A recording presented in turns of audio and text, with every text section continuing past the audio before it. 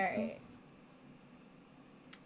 I think we are there. I feel like there's always a delay between. There is, because you always see it before I do. Okay. Okay, there we go. We're live. So. See? And I still don't see it. But hey, y'all. How y'all doing? How you doing? Welcome to the Melanin Chat. Glad to have you here. All right. Hello and welcome to everyone who is watching the Written in Melanin channel. Wherever this day may have found you, we are so glad that you are here. My name is Chelsea, better known as CM Lockhart, and I am here with Audra Russell. And we, as always, are here to bring some melanin to your pages. And it is good to be here, you guys. Today is going to be a good day, a wonderful day, a fabulous day, because this morning was not. And we are going to make the best of this day. All right? Yes. Okay. Positivity. That being said, Ashley was first, and she dropped some knowledge. Don't forget to like the stream if you're here, if you made it this far. If you're not going to stay, that's fine. Go ahead and like the stream. It's free. It's helpful, okay? It doesn't hurt you. If you change your mind later, you can come back and unlike it. I wouldn't do that, but you could. You can. You have options, okay? It's a life choice. Just saying. So, Ashley's here. D.L. White is here. Simone is here. Benjamin is here. Hello, you guys. It's so glad Hello, everybody. be here. So, that being said, you guys, today has been a day. So this chat Chelsea on her stuff today, y'all. I'm just saying, she already got me laughing. We ain't even 2 minutes in yet. I mean, I'm just a naturally funny person. I cannot help that. So, but wanted to throw this out here because I realized that I didn't mention it last week. If you are watching this and not just listening to us, then check out down below. I updated it. So if you are one of our wonderful, lovely patrons who have been supporting us since the beginning, you are down in the scrolling bar. So I appreciate you guys. Check out your name. If you want to see your name added down there, make sure you sign up for our Patreon. We have tiers from $1 ranging on up. If you sign up for the $5 tier, that will get you to the after chat. Well, we have a lot of fun. I ain't even gonna lie. It's where you want to be. So just throwing that out there. There are links in the description box below if that's your thing. If you want to sign up, just saying. You can sign up for 1 month. See if you like it. If you don't, it's no commitment. You can cancel whenever. I don't recommend you do cancel, but you could. It's a choice. So, that being said, with the slight plugs out of the way, shout out to Camille. She is here. Shout out to Ma. She's in the chat. Hey, Ma. How you doing? Hey, Ma. And, yeah. So, we're going to get into this. Let's go ahead and jump into our melanin spotlights. And as always, I'm going to make Audra go first. But look, you didn't tell them. Tell them to look at the little new cartoon. You know what? I was going to forget. You guys, we updated the illustration. So, if you're paying attention, LaCase and I originally had an illustration together down there in the center between the books for the melanin spotlight. So, if you have been paying attention, you'll notice that it's me and Audra now. Yay! Hey! So, and shout out to Tajay Keith. She's the one who created it. I can add her information to the description box. So if you want that, just like check back like maybe like 20 minutes after this chat's over, and I'll make sure to have her information down there because she's absolutely dope. Right? She is. She killed it. Yeah. She got my little feet, my little sandals and everything. And she also did my book cover, you guys. So, for Keeping Promises. So, she is hella talented, but definitely sing her praises until, like, the end of time. So, check her out for sure. And she's Black. And, you know, we support Black authors and Black creators on this channel. So, yeah, throwing it out there. All right. We do. Baby. So, and Eva is here as well. Hey, Eva, how you doing? Welcome to the chat. Okay. Hello. All right. So, Melanin Spotlight. We've got some good picks for you guys today. I'm really excited to share mine with you. So, I'm going to let Audra go because she doesn't like to go first. And this is the one thing that I can do to make her in situations, I'll say. Not unhappy, but. And y'all see how she happy about I putting me mean, on the spot. You rag on me all the time. It's the very few things that I can do. One of the few things. I have done no ragging, ma'am, in a while. I will say in the last 24 hours, you're absolutely right. But Twitter, did we forget yesterday? In the thread, you're trying to drag me through these Twitter streets. You started it. I said Twitter street. She was dragging me, you guys, and I didn't. I was not she sent dragging for me, her, and I was just like, "Why?" I thought we were friends. I simply said, I'm trying to be healthy, and you talking about hush puppies and sweet tea. I mean, you side-eyed me out of nowhere. I was like, I was talking about my own cravings. And then you gonna blame me? You gonna blame me? Because you can't talk about hush puppies. It's the internet. Not want some. It's the internet. Where else am I supposed to talk about it?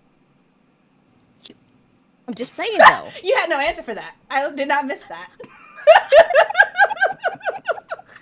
You had to call me out, too, right? I'm just saying. Okay. Damn it. Get away with nothing on this show. Not today. Not today. Pose myself. Okay. Hurricane Love, y'all. Very good book. I read it. Had Keith Kareem Williams on the show. The man has 25 books out. He is in different genres. I call him the man of many genres on my show. He has Hurricane Love. Hurricane Love 2 just came out. Very good story. Haven't read part 2 yet because I'm waiting for it to come. But Hurricane Love is very good. Here is the synopsis. What is more important, love or career? That is a dilemma that has plagued Rowan Brown for most of his life. Gwen Goodwin was the love of his life until a combination of ambition and fear drove them apart. In the middle of filming his first independent film, Rowan receives a phone call that shatters his world. He is forced to put his production on hold to travel from New York City down to Jamaica for his mother's funeral. Unbeknownst to him, Gwen is on the island on vacation. The ex-lovers cross paths and try to rekindle the romance that had once burned white hot. While they try to figure out if they truly do belong together, they get caught in a fight for survival against Mother Nature when a Category 5 hurricane slams into the island. Will this ordeal bring them closer, or will they both survive the devastation? And when I tell y'all, it was left on a cliffhanger, so that's why I have been waiting. Part 2 was just released, and this came out last year, I think. So I've been waiting a whole year. Are you a good and one? It was yeah. Because I would have been his DMs like, excuse me, how dare you? Have you met me? I was in his DMs like, where my book? Where my book? Where my book? Where my book? No. I didn't even want the book. What happened? First of all, like, what happened? Do I need to invest in this book? Because if they're gonna die, I need to know that, right? Like, right. Let me know. Yeah. Very, very good book. I cannot wait to get part 2 because the ebook is out. So if y'all want to read both the ebooks are up on Amazon, but I like my print copies, so I'm waiting for my print copy. I'm trying to be good, but I might have to just go ahead and get the ebook for part 2 so I can see what happens. She fancy like that. But also, wanted to let you guys know that I believe this one is also in Kindle Unlimited. So if you signed up, or if you are signed up for that, you can actually read this one through Kindle Unlimited. So if you have that, you can read this one for free. I mean, you pay for it, but also you know what I mean. So right. Yep. For sure, check that out. Mine is interesting, right? So you guys know that I run the Melanin Library. For once, this is not a plug for it, but you can definitely check it out if you like. There's a link in the description box below, so technically I lied. Sorry. But I do the Melanin Library, and this book was submitted to us, and I was looking through it, and, like, first of all, the cover was, like, wild, and I was like, okay. And then the description was kind of wild, and then I did the first look inside of Amazon, and I was like, okay, this is kind of dope. So my book for this week is Sisters of the Wild Sage, a weird Western collection by Nicole Givens Kurtz. Okay? And first of all, the cover has a black cowwoman? Cowwoman. Cowgirl on the cover. So I was just like, okay, I'm here for it, right? But the back of the book, right? When someone with a pistol meets someone with a magic wand, the pistol loses. From Nicole Givens Kurtz comes a collection of weird Western short stories nestled in the often horrific American past and tucked into the parched future. Here are tales of talisman, magic, and the power of ancients wielded by those strong enough to endure the harsh new frontier. These rugged individuals brought not only their belongings, but their Eastern beliefs with them. They weren't ready for the West. Are you? Saddle up. Escape to a West as weird and wonderful as one might imagine. So, this is a collection of short stories, I believe. But it sounds kind of fun. Like, I was intrigued by when someone with a pistol meets someone with a wand, the pistol loses. Like, okay. All right. Mm. So, both Yeah, of I might have to get that one. right. That's probably gonna be like on my list once I have a little bit more time to, Right. you know, read other things because I've got a lot of things on my to read list currently. Mm-hmm. I am reading T.J. Young and the Orishas by Antoine Bandele. I got an advanced reader copy of that, so I got to read that. Got to read Daughters of Jubilation because you brought that to my attention, and I have a copy. Got to get through that. Also Right. reading Conquest and Rising by Celeste Hart, which if you haven't checked that out, you guys should really go to the Melanin Library and give it a look. So, lots of things on my to read list. Still getting through your book, Bloodland. So, eh. Busy girl, you busy. You busy. It's piling up. I see how this TBR kind of gets kind of high. Just saying. Listen, my TBR on Goodreads is it's like over 1,000 books, and that doesn't even include all the books that I keep buying. Like a box showed up when I went to go get my water, and I was like, "Oh, books." So Okay, I ain't that bad. I'm not that bad. But yeah, there are a lot. I'm And bad. um also Read Love Listen is here. Hey, how you doing? Welcome to the chat. Hey, And go boy. right? Like okay, so Read Love Listen said, I've never read a black cow woman / girl story, only black cowboys, and this one sounds good. My thoughts exactly. And then just Eva said, Western is a genre I don't see a lot of in general, so she's already interested, and it's a genre I stick in my mom's guest room and she flies through them. So I love it. Like I like to see black women in different genres, different areas thriving. I'm here for it. I'm here for it. That's all I'm saying. And also, Only you cow guys, man I know about. I know about Bass Reeves. I have a bunch of books by him.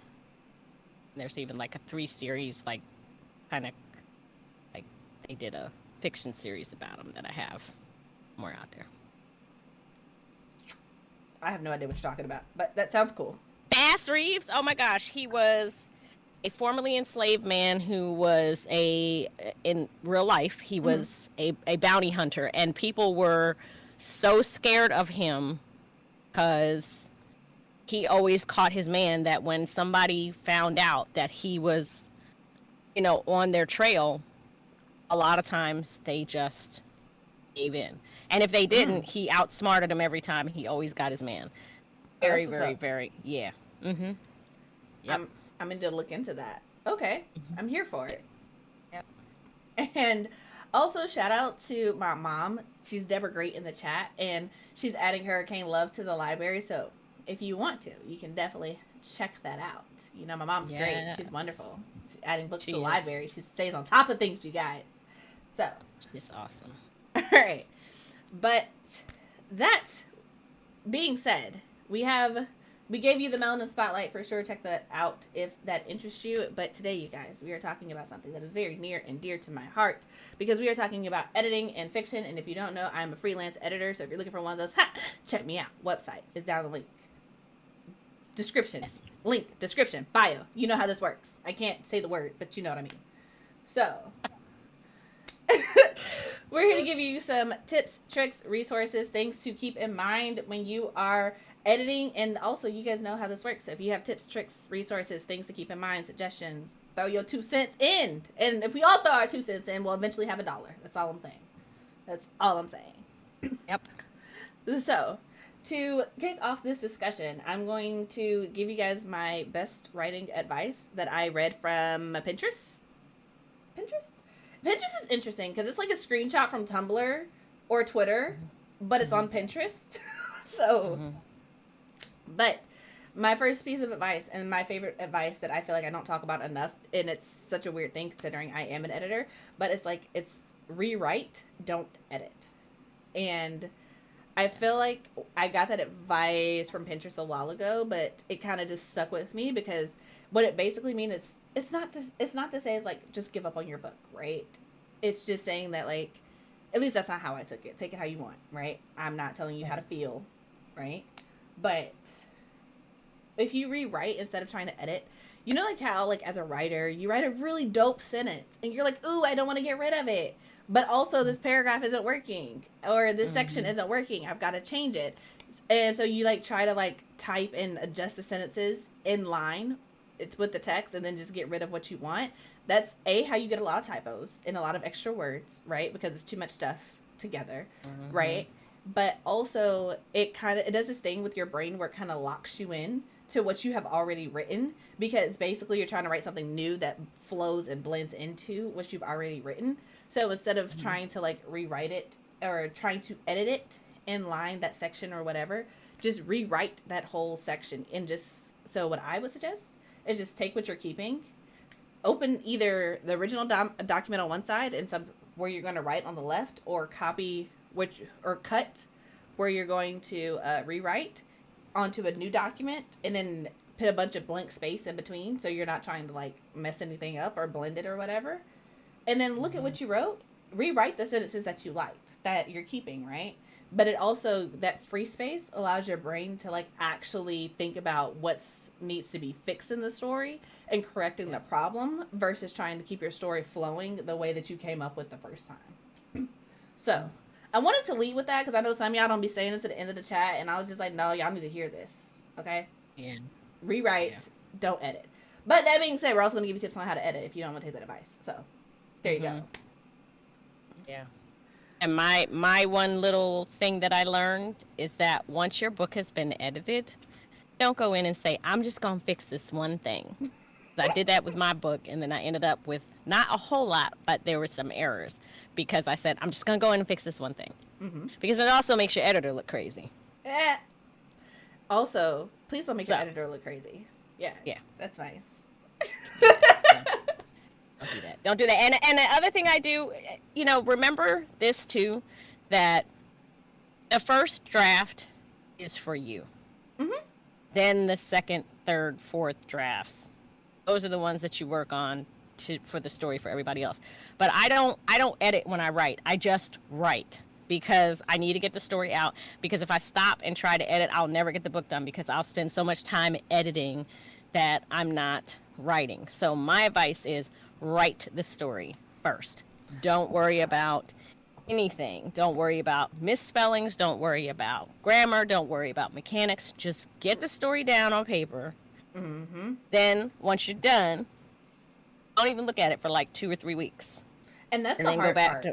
That is the hard part. But that is sound advice though. Like truly you will become manuscript blind if you just try to be like, okay, I finished my manuscript yesterday and I'm going to go back to the beginning and rewrite it because it's so fresh in your brain. You want to skip over the parts that you know are interesting because you wrote it. You're like, no, I just want to start with like, it's like rereading a book that you've read like a dozen times. You don't need to read the first 5 chapters. That's just set up. You know, you want to jump straight to chapter 6, 7, whatever. Right. So keep that in mind. Like that does the same thing to your own manuscript. But I will say this, and this is a piece of advice to take with a grain of salt because not everybody can do it. Because some people are absolutely like, I cannot go back and edit while I'm writing. I will say this. If you make a major change to your story, like, and I'm not talking about a character name. That's not a major change, right? But I'm talking about like if you change, like, say you change like a character's age, right? Like, and you decide to age them up or age them down because you need, like, say they're in high school and you need them to be college age. So you're taking them from 16 to like 20, right? That's something that I recommend that you go back to the beginning and just check for consistency because a 16-year-old is going to react differently than a 20-year-old is, right? Yep. Or if you're talking about, or if you're changing the setting, like if it's, let's just take fantasy, for example, right? If your character's supposed to be at a magical school, but then all of a sudden they're in Oklahoma, baby, you need to go back and change that, okay? Like, that's kind of a major change. It's going to change a couple of things, a little consistency, right? Right. So... That's why I recommend the break too, because when you take a break from it, and it's always good to have like another project in the works or just to rest your brain. I like to have another project in the works, and I kind of start, playing around with another book. But if you rest your brain, whatever, just take that 2 or 3 weeks away. Just don't even look at it, because then when you come back to it, you'll start, and this is the other thing that I recommend doing, read it in a different medium than you wrote it. So if you type it on your computer, print it out. I always print mine out, and I'll go and even get it bound at like Costco, Office Depot. And then I will read it as a printout. And sometimes I'll even read things out loud, especially if something like is making me stall, then I'll read it out loud to figure out what's clunky about it. But read it in a different medium than you wrote it in, because it just feels different, and I think your brain sees it as differently, and you'll read it differently, and you'll catch stuff. You know what it is? Because I'm going to say this because also, like, I'm a millennial, and I'm not finna print nothing unless I have to, and since I'm not in school anymore, it's not happening. Like, I have a printer, but I'm not even sure if it has ink currently. So you could take your disc, you could send the file to your Office Depot, and they print it out. Oh, see, you forget that Chelsea doesn't leave her house unless she absolutely has to. So that's not going to work for me either. Like, I would probably just order ink and have it sent to the house so I could just print it myself. That's probably actually a more likely scenario. But I digress. I just think if you're like me, if you know how to, right? If you know how to, just convert your file to a PDF, okay? If you don't know how to do that, just take a screenshot. And if you don't know, if you're on a Mac, not a Mac, if you're on a PC, I don't know nothing about Macs, Apple products, I don't know how that works. Don't ask me. That ain't my forte, okay? But if you do Start Shift S, that will take a screenshot of pretty much anything that you want to do on a PC, okay? So just take a picture of it, send it to yourself in a text message, and read it on your phone, okay? Reason being, you need to put it in a format that you cannot edit. Because when you're reading it and you can edit it, you're going to be like, ooh, let me just jump in real quick and just change this really quick. No. Read it with the mistakes that way, and then just take your notes to a side. Write on a sticky note if you're a physical person, or if you're like me in digital, like put it in OneNote or Evernote or whatever writing program that you have, or wherever. Just a separate document that's not the actual document that you're working on, and just read it that way. Because when you know that you can't make changes, that is when your brain starts to catch things. It's the same reason why when you read a book, you can catch mistakes in other people's writing, but you can't catch it in yours, because you can just go in and change it. Yep. And you're getting praised from Neeks, she says. You have amazing skills. Thank you! As an editor. I appreciate that so much! I'm serious, you guys. Like, if you need editing, I have a space and availability, because LaCase's book is coming out in June. So if you need editing for your book, I'm just saying, if it's fantasy, fiction, romance, get at me. I have very reasonable rates. At least I like to think so. So, throwing that out there. Just saying. Also, Camille put in here, text-to-speech is invaluable. And thank you. Camille, you get me. You don't leave the house either. Thank you. Somebody understands. I don't go out and about. It's not a thing. I don't need to be out and about. Why? I don't need to play Rona Roulette for no reason. Like, it's fine, okay? It comes in a box. It's okay. We can make things work, okay? I get my food in a box. I get my ink in a box. I get my books in a box. Everything comes in a box. Okay, it's fine. It's fine. Okay? Did you say Rona Roulette? That's what I've been calling it. Like, everybody has their own thing, but I'm like, when I go outside and I'm around strangers who don't want to wear masks, especially with this mandate that they just recently released, where they're like, ooh, you don't have to wear masks. I'm like, the devil is a lie. You absolutely do need to wear a mask. But I'm wearing them. I just got my second vaccine today, and I'm still wearing masks every time I go out, and I'm still hand sanitizing my hands when I get out of the store, washing them when I get home. I ain't playing with these folks out here, because you know good and well that it's some folks that ain't getting vaccines. They're going to be walking around without a mask on. That part. So, and you could have COVID and not have any symptoms, and then you shedding virus everywhere. And the vaccine only covers the strains that are in the vaccine. Exactly. And there are a lot of strains out there, so nah. Baby, you ain't got to tell me I'm be wearing masks. They're going to bury me in a mask, okay? I'm never giving mine up. Ever. Okay? No. No, thank you. Yes, I am dead. No, I don't want your germs. Stay away from me. You almost made me spit water on my laptop. I can't spit you right now. I'm serious. No, thank you. I'm good.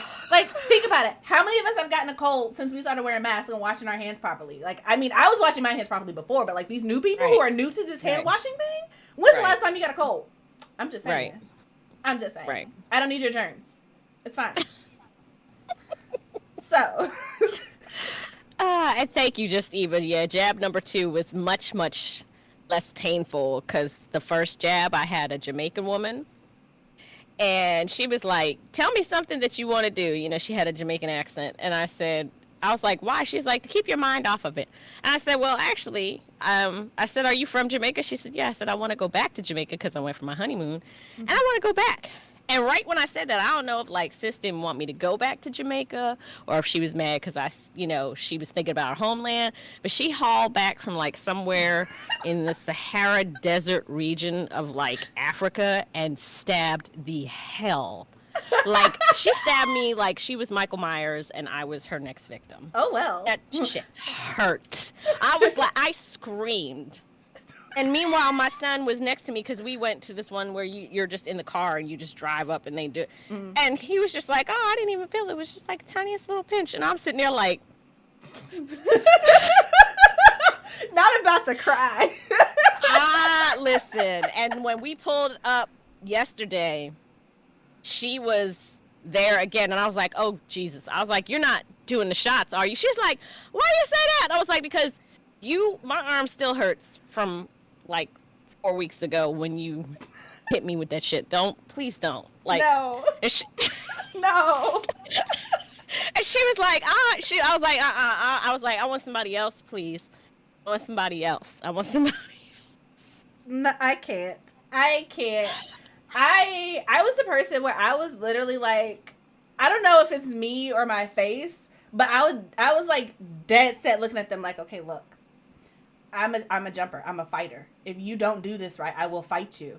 And they were like, oh, do we need to get some help? I'm like, no. But I'm going to look this way, right? And I'm not going to look at you and inject me in the arm. Right. I was like, it needs to be this one because I sleep on the other one. I was like, but if I see it, I'm going to jump. I'm going to fight you. This is going to be really difficult. I don't want that for you.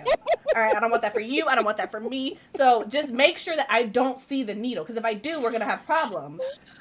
And it is so bad, you guys. Like, Ben was in front of me getting his shot, and he was like, don't look at me. And I was like, oh, okay.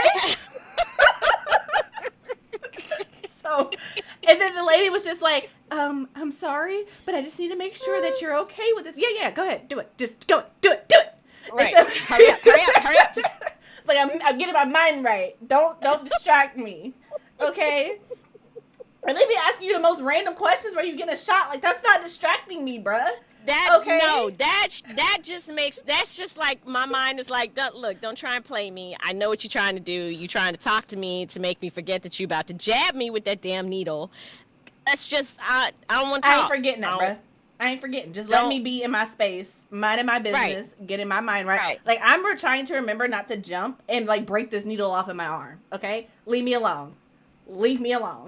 Okay? I'm good. I'm 26. I got this. I know what this process is like. I don't need you to talk me through it anymore. All right? Just and then, like, take it out, give me my Band-Aid, and let me go on about my day. All right? Right. That's it. This should be done. That's it. Let's go. Because here's the thing. What I find disrespectful is if I'm in the middle of telling you something, you're like, okay, you're done, bye. I am going to be offended. Okay? I was in the middle of a sentence. Okay? I was telling you my life. I'm talking to you. You ask me a question, and you're going to listen until I'm finished with the answer. I don't care if there's people behind me waiting in their cars. Like, you asked me a question. You're being rude right now. Super rude. Are you telling me that you only asked me that question because you were trying to distract me? Because it didn't distract me. Because I felt it go in my arm. So, you will listen to my story. And then I will move my car. Matter of fact, why don't you come over with me to the 15-minute waiting area, and we're going to finish this conversation. Not follow me to the 15-minute waiting area. I'm just saying, you're not going to cut me off. That's why I don't like talking to people. That's just why. I'm just like, it's okay. It's okay. Right. So, and they be asking the most random questions, like, because DOY asked, like, what are y'all talking about? First of all, hey, DOY, how you doing? Welcome. And then also, Mickey is here. Patrick is here. How you doing? Hi, welcome, everybody. You guys. And I can't even remember what the lady was asking me about, because they always ask, because I'm the type of person where I self-advertise when I'm not here in real life. So I usually have on, like, a support Black author shirt, or like a written in melanin something or other, mask, hoodie, shirt, something, right? Mm-hmm. And so they're like, oh, what do you do? And I'm like, oh, it's on my chest. Did you really need to ask? I'm I'm an author. And they're like, oh, really? What do you write? And I'm like, I write books. It's amazing. And then, like, by then the conversation's done, and they don't really care about the books that I've written, and so I just kind of leave them slide them a business card, or I slide them, like, a postcard of, like, LaCase's book coming out in a week or two. I can't remember. Is it 2 weeks? Is it 2 weeks? I think LaCase's book comes 2 weeks from today, you guys. Across the Broken Tide releases. Yeah. So I just slide them, like, a postcard and be like, hey, scan the QR code and go get the book. It's great. And they're like, oh, really? Uh-huh. And I'm like, see, I knew you were going to listen. That's why I let you a postcard.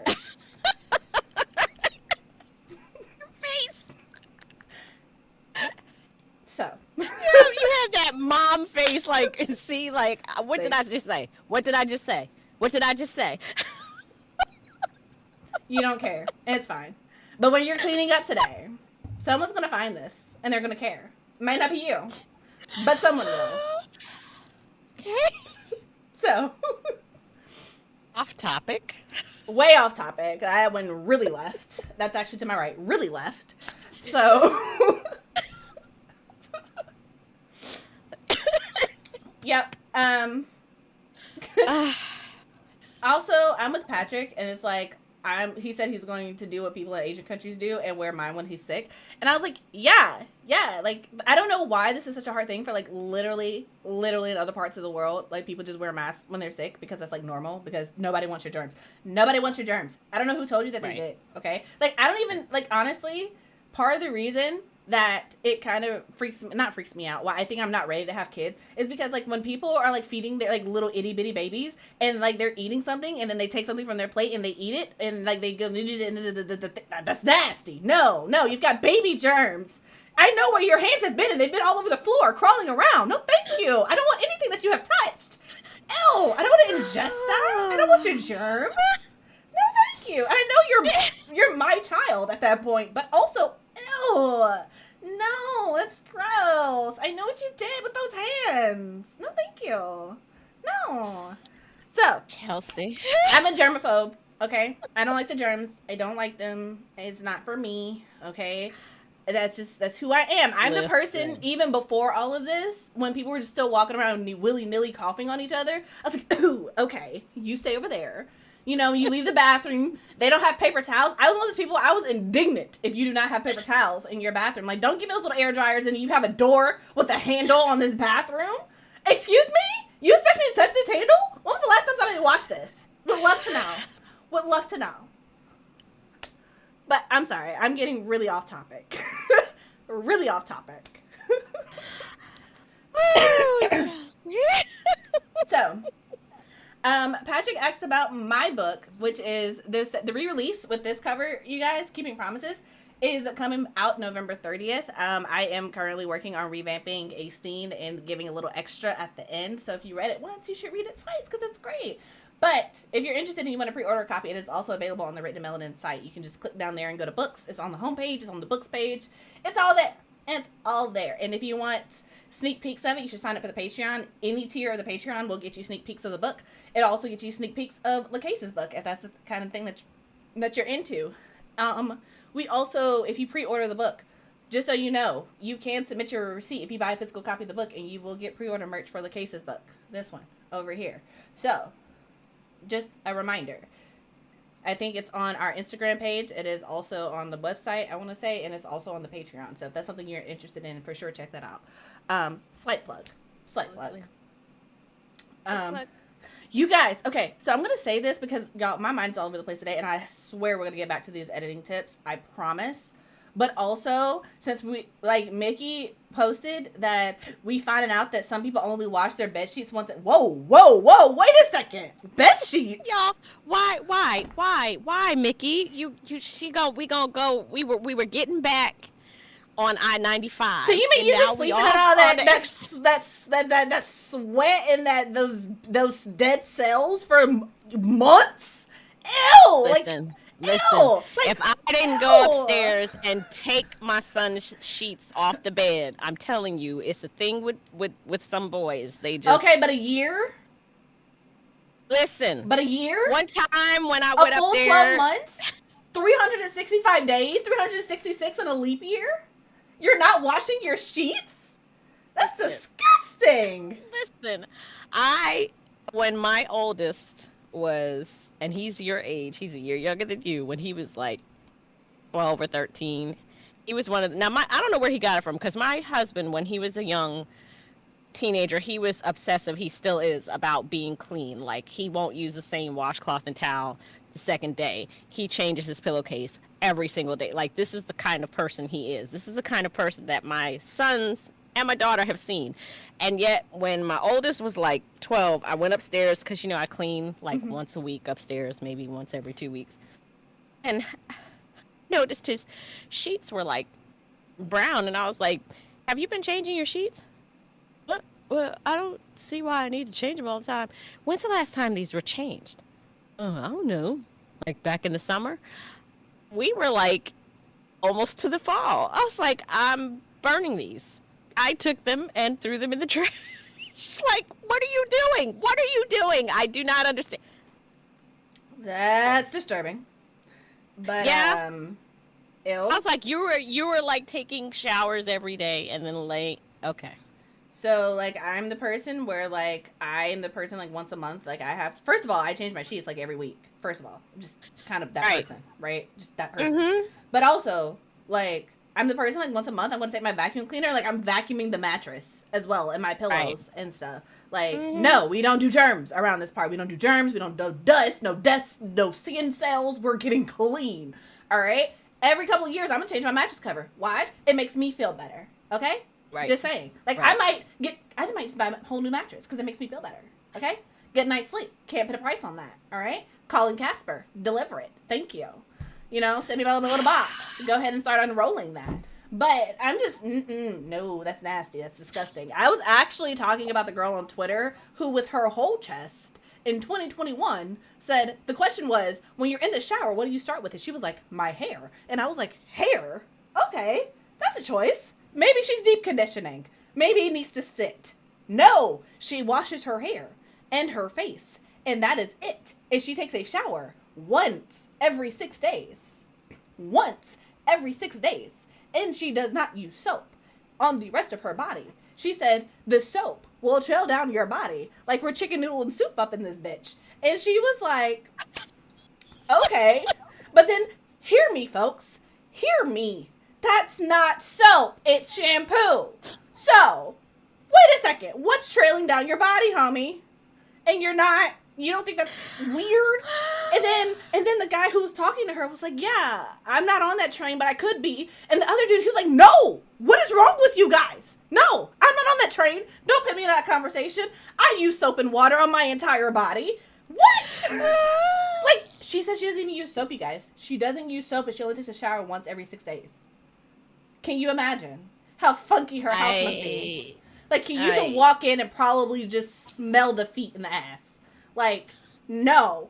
Take a shower, bruh. Take a shower and wash your sheets. Thank you. And then they wonder why we want masks. Like, I don't even want to smell that when I walk around you. I don't want to smell it. It's my protection. Okay? You go. See, Portia, don't ask what we're talking about, please, because it's, yeah. And Mickey knows what I saw. She saw it too. She saw the video too. She knows exactly what I'm talking about. And the guys didn't even blink. That's disgusting. That's nasty. And think about it. Listen, at least one of those guys she probably lives with. That's just nasty. That's disgusting. How do you live with yourself? Do you not smell yourself? Let me tell you something. Okay. I went to grad school. And I lived in a graduate dorm, so everybody, grad dorms, everybody has their own room. Girl across the hall from me, going for it. You hear me? Mm-hmm. In a romantic, Don't say romantic. That's not what it was. Okay, well, sex. Okay, going for it. All right, I'm trying not to get us banned. She was a thought. She's a thought. Okay. Okay, so they're going for it, like wild, hot, sticky, sweaty, nasty. We got you. Then I'm just trying to give you the emphasis here so that you can understand how nasty she was. Chick rolls out the room, and there was a tunnel, because this is Illinois, and there's a little tunnel that connected our dorm to this little restaurant on campus called Chatters, and they make subs, right? Mm-hmm. She rolls out the room dressed. I'm walking to go to Chatters. This chick is like walking with me. She goes into the Chatters, goes behind the counter, and proceeds to start work. Didn't take no shower, didn't wash her hands. And she was fitting to make my sandwich and no gloves. I said, oh, no. Oh, no. I don't want her making my sandwich. And the manager was like, what's the problem? I said, because I live across the hall from her, and I just heard her full sexcapades going on, and Chica came out the room, didn't go to the bathroom, didn't wash her hands, didn't take a shower, and she over there trying to make my sandwich with no gloves on? No. You need to make her go wash her hands at the very least.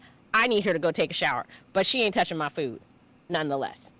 And it was a couple black people behind me. They were like, oh, she did what now? Okay, no. She's not making my stuff either.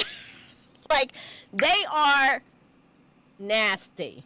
I mean, okay? You lucky if I come back to your establishment, sir, because that's disgusting. Like, why did she not have to wash her hands immediately upon entering the building before starting work? Like, I am sorry, there's not a sign in the bathroom that says all employees must wash hands before beginning their shift? Or visiting the bathroom? Because that's like, even in Bojangles. Like, it's everywhere. It's everywhere. It's disgusting. I'm just saying. Okay. Yeah. Well, this somehow derailed for a really long time. And it did. We came here to give you editing tips, you guys. So, editing tip number one, if you're going to write characters, make sure they wash their hands. Have clean characters. If they take showers in your story, make sure they use soap. Yeah. I'm not drinking no more water while I'm talking to you. You're making me spit out water on my computer. Like, if they're not using soap, they need to have a reason. Like, they're poor and they don't have any. And even then, I need a legitimate reason, right? So,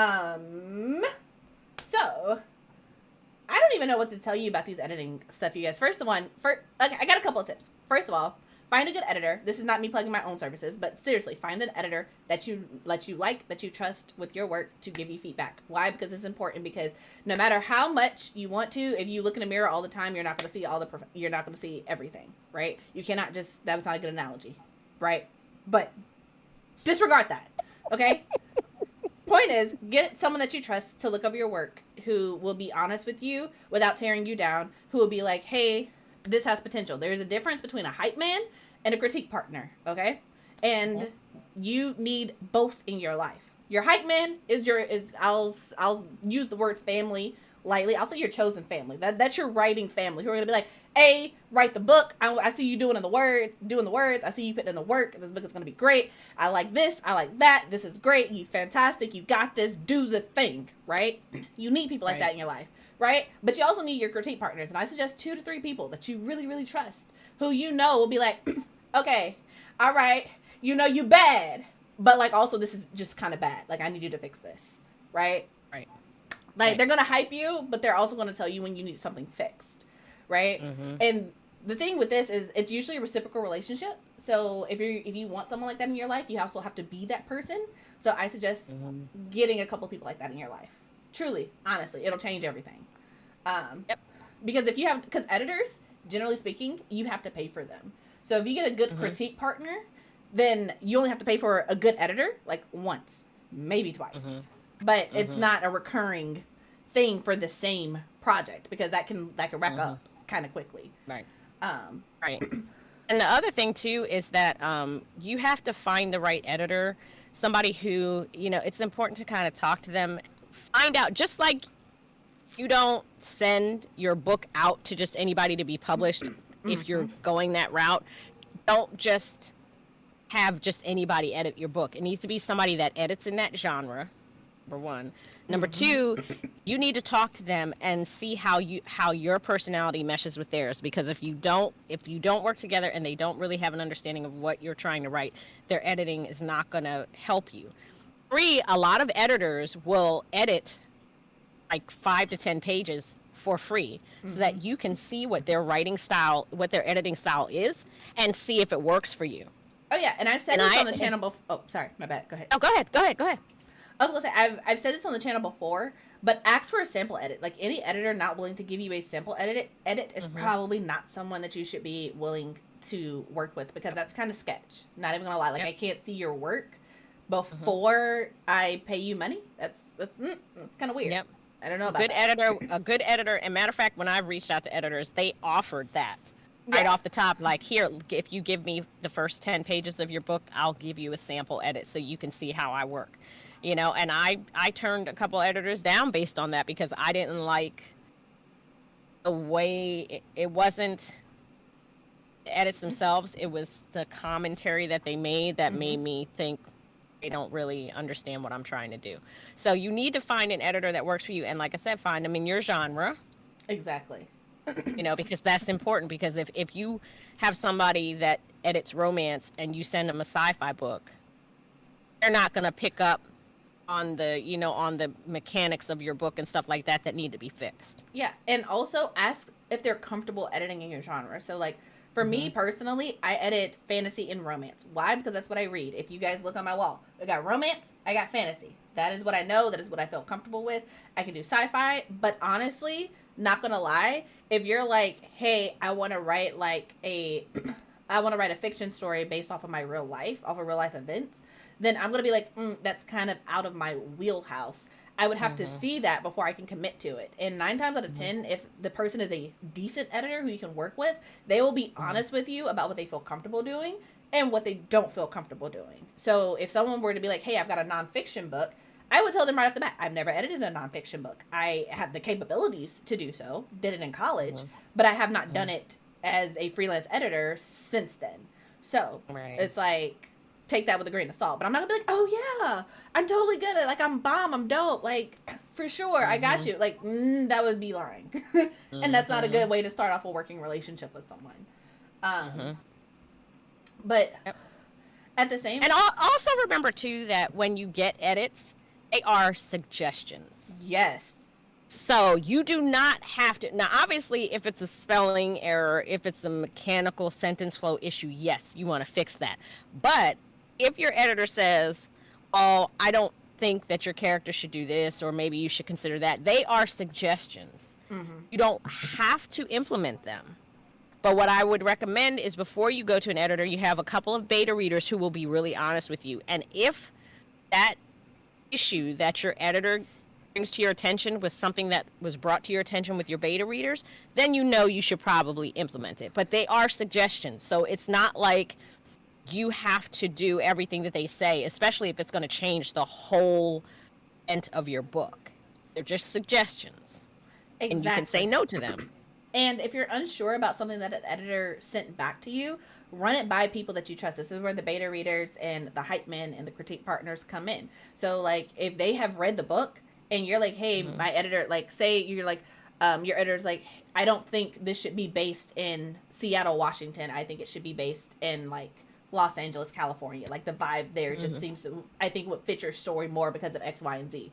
If you're not sure about that, if you already know, like, no, it needs to be in Seattle, Washington, disregard the suggestion altogether. But if it's something you're seriously considering and you're on the fence about, take it to your critique partners and be like, this is a suggestion made to me. What do you think about this? And hear them out. Like, that's why it's a group effort, right? But also know, this goes back to knowing your editor. Like, know what kind of, generally speaking, the suggestions that someone's going to give you are very indicative of how they're going to do the rest of your manuscript in the sample edit.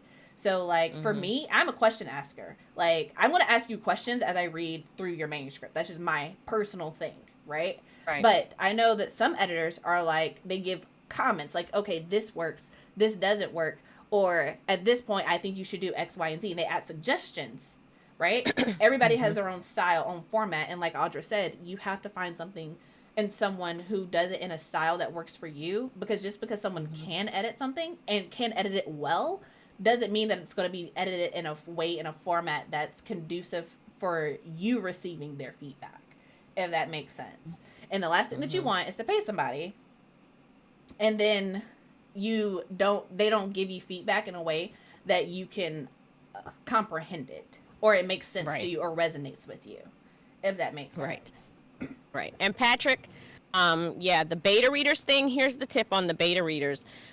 You have to find, again, you don't want people who are going to rah you. You want people who are going to give you honest feedback. But you also have to, before you give your book to a beta reader, tell them that you have a time frame in mind and ask them, do they have the time to commit to it? Because a lot of people will say that they're going to beta read, and then you send them your book and they never read it, or it takes them months and months and months. So you have to make sure that they have the time commitment available to get it back to you. It shouldn't take them more than a month at the outside, because, you know, and you just need to explain to them that I have a time limit.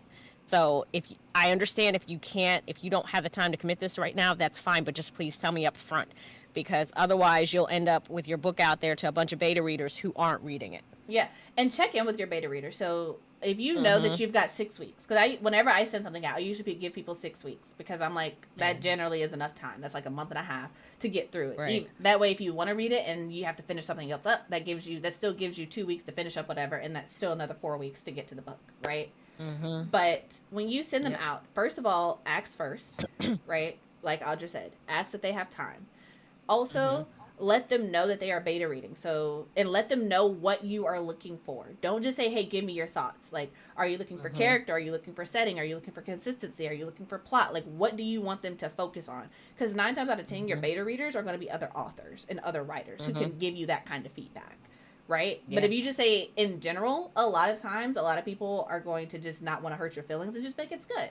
Or I like this, or this was great, you know? But if you're looking for feedback, ask specifically, like, what did you think about this character in this part of the story? Or how did you feel about, you know, the conclusion of the story and flowing into it, right? Be specific about what you're looking for, and then follow up with them. So if it's been 6 weeks or 4 weeks or 5 weeks and you still haven't heard from people, just be like, hey, wanted to check in with you, see if you had time to read my story, if you're still going to be able to get it back to me by insert deadline, right? That way, sometimes people just need a little quick, swift kick in the pants, like, ooh, by the way, sorry, forgot about that. I'll get that. I'll get right on that.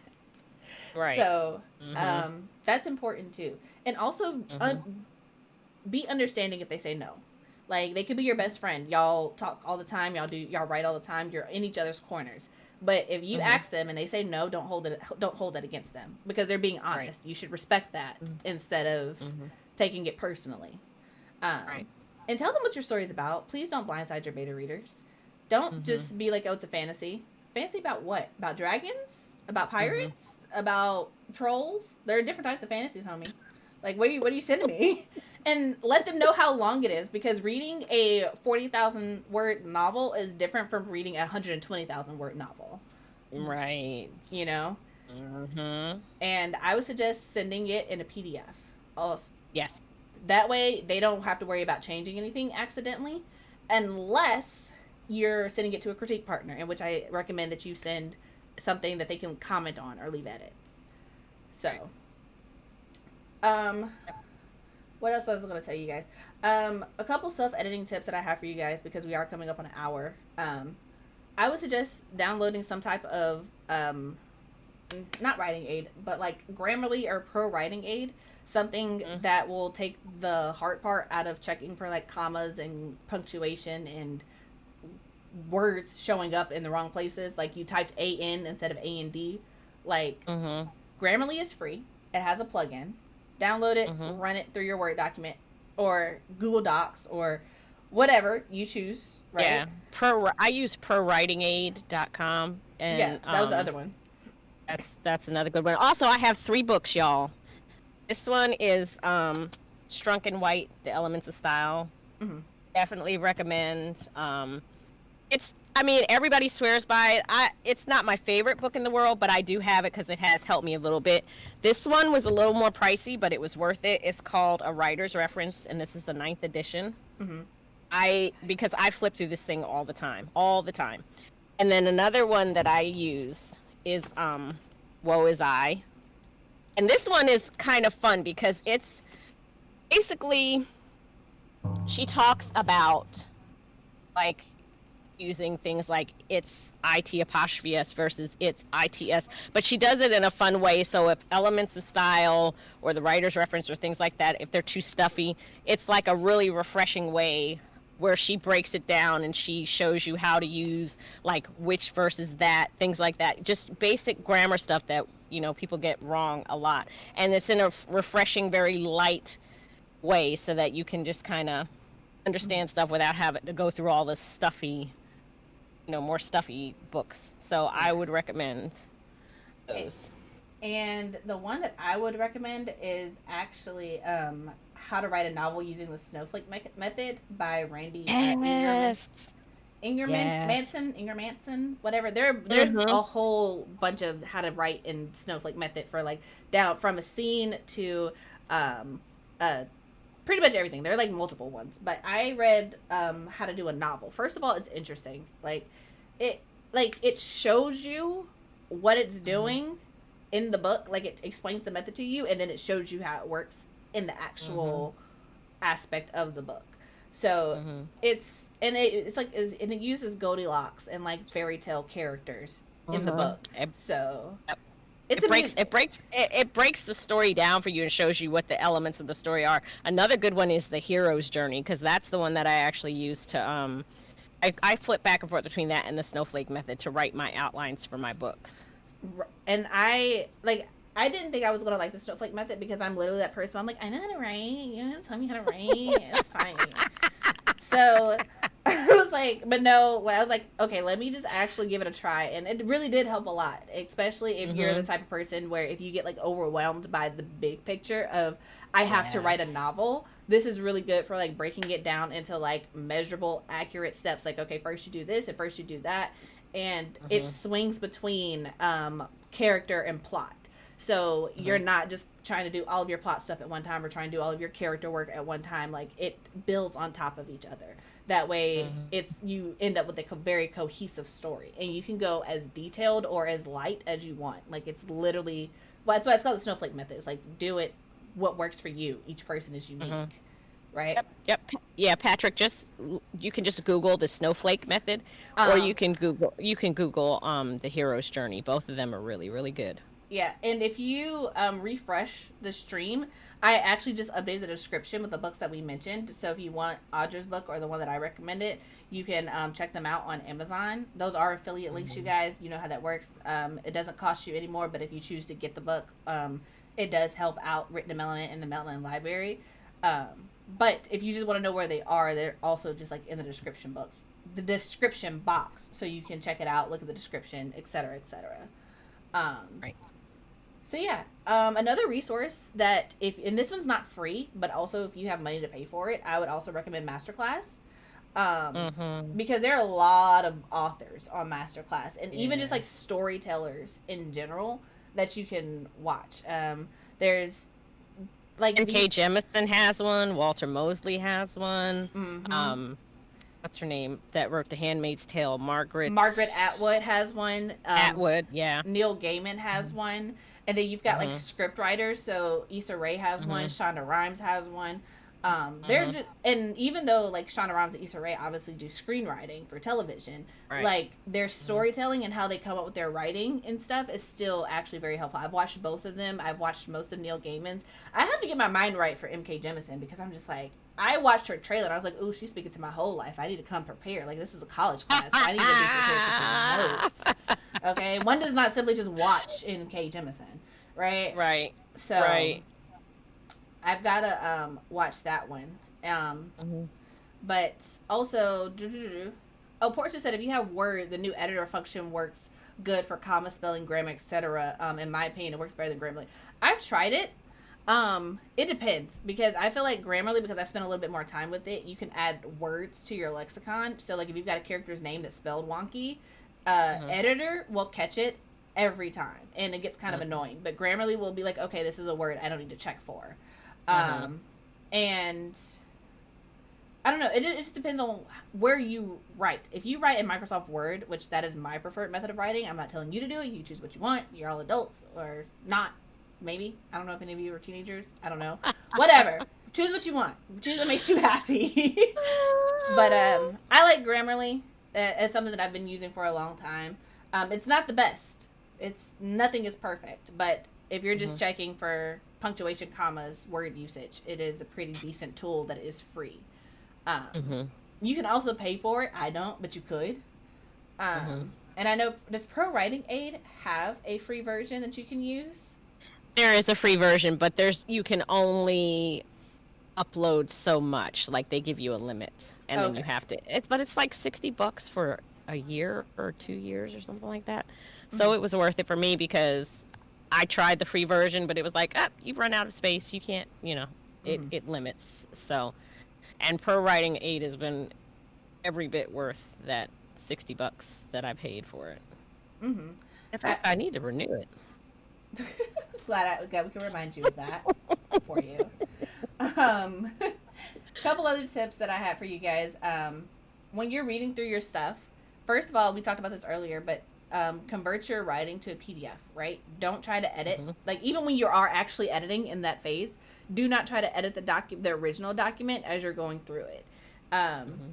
if you are like me and you'll get caught up and be like, oh, well, I changed this word and I changed this whole sentence, and then you get caught on one section, create a PDF because you can't change it, and then take your notes in a separate place. I use OneNote because that's just a personal thing. I keep all my stuff in OneNote. I've been trying to turn everybody I know onto OneNote because I'm like, it's wonderful, it's fantastic, it's free, and you never lose your notes because it's online. But I digress. I'm not a Microsoft advocate, so just keep your notes somewhere else. So you're like, oh, okay, chapter one, this happened, or this didn't work, or I need to go back and fix X, Y, and Z, right? Hmm. And there's a search and find feature. So literally just write like 3 to 4 words in that sentence. And then when you go back Hmm. to the document, just search and find for that sentence and correct it. It's that simple. Hmm. Um, I would also say pace yourself if you're self editing. Do not try to do everything at one time if that is not your forte. So Hmm. you don't have to check for spelling, grammar, the flow of all of your words and how your sentences go together, your breaks in paragraphs and content and Right. scenes and characters all at the same time. Like you could be like, Right. okay, today I want to focus on getting through, punctuation, grammar, spelling. Okay, making sure Hmm. everything's consistent. And then come back the next day and do content. And then come back another day and do flow. Like the content's there, Hmm. but are the sentences going in the best way to keep the character or keep the reader going and invested? Do I have page breaks Correct. and chapter breaks and paragraph breaks in the correct places so that I not only get like a visual break, but I'm also giving the reader a stopping point, because I know that this is something that I realize that a lot of people don't think about. Like your reader does need like pausing points and checkpoints as they read you guys. Hmm. That's why we have paragraphs. So if Right. in free writing advice, um, if you have your chapters and they're consistently like 10 pages long, like 10, 11 pages long, do not throw a random 30-page chapter in there. That Right. doesn't work. As a Hmm. reader, your reader's gonna be like, okay, look, I know I've been reading for a minute. Like, when do I get to the next Right. chapter? Wait a second. you know, give them something to work with. Right. Right. And then the last Yeah. piece of advice that I will say is develop a system and forget the thesaurus. Everybody needs a system, no matter how chaotic it is, and forget the thesaurus, because if you don't know the word, your reader probably doesn't either, and there's a high Hmm. percentage that you're going to use the word wrong, because not all words are interchangeable for other ones. Hmm. So there you go. Those are my Yeah. tips. Be frugal with your words. Don't use a $10 word when a $2 word will do. Don't try and impress people, because that's going to come across as you're trying to impress people. If it's your Mm-hmm. character's personality that this person uses big words and they don't know what they mean, yes, then you put them in. But if you're just simple words are always the best. Don't try and fluff it up, Right. because that's going to come through in your writing that you're just trying to sound important, and then you're going to turn your reader off. Because I always have my dictionary with me when I'm reading, Mm-hmm. but unless I'm reading for information, I don't like books where I've got to stop every 2 seconds and look up a word. Like that just annoys me, and then I'll end up putting the book down because I'm like, they didn't need to use that. Because I'll look it up. It's like, why didn't you just use a simpler word?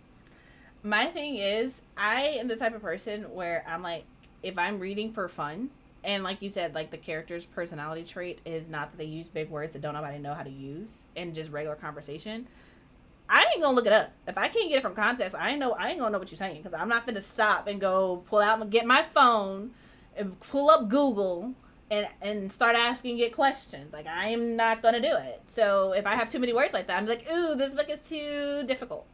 Not hard, because Yeah. I could, but also if I'm gonna toot my own horn just a little bit here. I'm an intelligent human being. Okay, I am not struggling in the word department. So if you've got words in there that I cannot figure out, either from prefix, suffix, connotation, or usage, that means that word does not fit here. And if you got a bunch of those, I'm not going to read your book, homie. Like, I'm not. Right. So that's just me, though. Right. Yeah. No, I mean, well, I'm old school. I actually have like a physical, I mean, I have my Merriam-Webster on my phone, but I have like my physical dictionary because I'm just, I'm old like that. I'm But too lazy. if I have to keep going back to, like, I can't. That's just, I can't. Exactly. I can't. And D.L. White hit the nail on the head. It just takes me out of the narrative when I'm like, I don't know what this word means, and I have to go look it up. Like, if I think it's interesting, yeah, I'll look it up. And if it's just one word or two words, okay. But if every chapter I'm having to stop to go figure out words, Right. especially, you know what? What I don't forgive. If it's a big word, I look it up and it's used incorrectly. Definitely won't finish then. Yeah, don't. Yeah. And that's the thing. If you're going to use a word, make sure that you read in the dictionary how it's used, and make sure that you're using it in the right context. Because again, otherwise it just comes off as you Being pretentious. just trying to impress someone. If you don't know what that word means, look it up. So. Yeah. But yeah. But this was fun, you guys. Obviously, we have more tips and tricks because Audra and I both edit. Audra, you edit. I didn't make that up, right? Yeah. Mm-hmm. Yeah. We both edit. So for sure, check out our websites if you're interested in that, or you can message us on Twitter, Instagram, what have you. Ask us questions. If you need an editor, look at that. Actually, I'm a little mad at you. She said it's not old, it's classic. That's a bougie way of saying old. I just don't let it go. Chelsea's face. Chelsea's face when she was like, I mean, I was that kid that was literally in school. Like, why do I need a dictionary? Like, I don't understand. Like, I know how to use one, but also, like, why? Like, especially, like, around 7th grade when my teacher would be like, look it up. I was like, but we have the internet. Like, I don't. See, here's that age difference thing. I have the internet on my phone at all times. I don't understand. There was no internet. There were no ATMs. There were no cell phones. Like, I get that. Like, when I learned how to use a dictionary, there was no, like, I know how to use an encyclopedia. We had them in the library, and that was how I did most of my reports in, like, elementary, middle school. Like, the internet wasn't the big thing it is now, but also, I'm like, we're here now. I don't need to go get a dictionary. It was non-existent when I was growing up. I just don't want to have to carry around another book. Like, I hate you, Chelsea, so much. I just don't. Like, my laziness knows no bounds. You want to know why I suck as a reviewer sometimes? Because I refuse to carry my notebook that I take my notes in around with me all the time. Like, no, baby, you got to be special if I'm going to carry around notebooks, a pen, sticky notes, and a book. Baby, this is a homework assignment now. Okay? No, thank you. So. Oh, man. I'm not bullying you, Ashley. You know I got to mess with you, girl. And I would make is it like a pocket dictionary or is it like a full place? Because if you see like way back here, like these books on the shelf right here, those are dictionaries. Mm-hmm. We inherited them. I have never actually cracked them open. I have a big, huge hardcover, but then I also have a smaller desk ones. I actually have 3 dictionaries because I have a thing with dictionaries. If I see it, I'm gonna buy it. I have a thesaurus. A thing, especially if it's a pretty dictionary. Like, is there such a thing as a pretty dictionary? Yes. They listen. Just move on. I will not be made fun of for my dictionary addiction. Let's just move on. I mean, there are a lot of things to be addicted to in this world. I guess dictionary's not a bad one. Yeah. Plus, they change every year. You know, like the words change every year. Another reason why I don't buy them. So I go to the website. I hate it when free. You make sense. It's free and it's always updated. So that's why I go to the website. And it's faster. I don't have to go get the book. I don't have to remember where I placed it. I don't have to go through the searching. I don't have to do any of that. I don't have to worry about paper cuts. I don't have to worry about being heavy. I don't have to worry about it being outdated. Like, I'm not finding a lot of reasons to go buy them, but you have your addictions. I'm going to let you have that. Listen, I'm not bragging on you. I'm a logophile. I love to sit and just read the dictionary. Like, yeah. Okay. Your eyes right now. If I was there, I swear to God. I like to read words. I'll just sit and pick a letter and just read words. I love to read words and just see where they come from and all that. Yeah. I did that when I was 8, and then I stopped. And then I went to middle school, and I had a teacher who taught us about etymology, and we had to do that. And then I was like, never again, God. So once I graduated, that 7th grade, I was like, no. No, thank you. Like, not here for it. Oh. So, wow. but we're having a good time, you guys. We're going to continue having a good time in the after chat. So if you haven't signed up, there's a link down the Patreon below. Sign up. $5 gets you into the chat. We will have a good time because we always have a good time because we're fun people. Okay. That being said, fun. This is the end of the chat. If you have not already, you've made it this far, please like this video, subscribe to the channel, turn on your notifications. We do this every week, you guys, and next week is the video.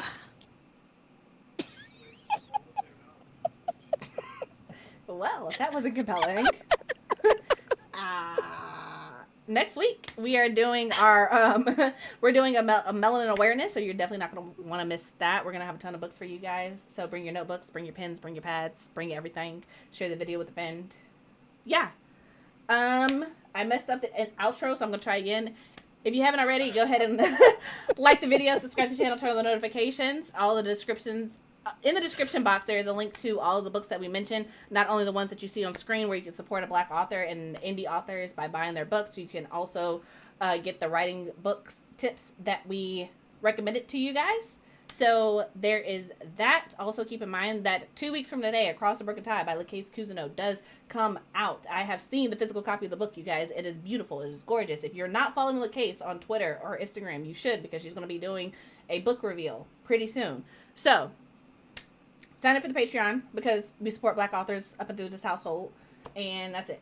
That's it. All up and through here. Up and through here. You hear me? Up and through here. You hear me? All right. Shake it, duck it, quack, quack. Okay. With that, you guys, we're off. See you in the after chat. Oh, wait. Bye. No. What? No. Until next time, you guys. We hope your days are lovely and your books are interesting. Okay, bye.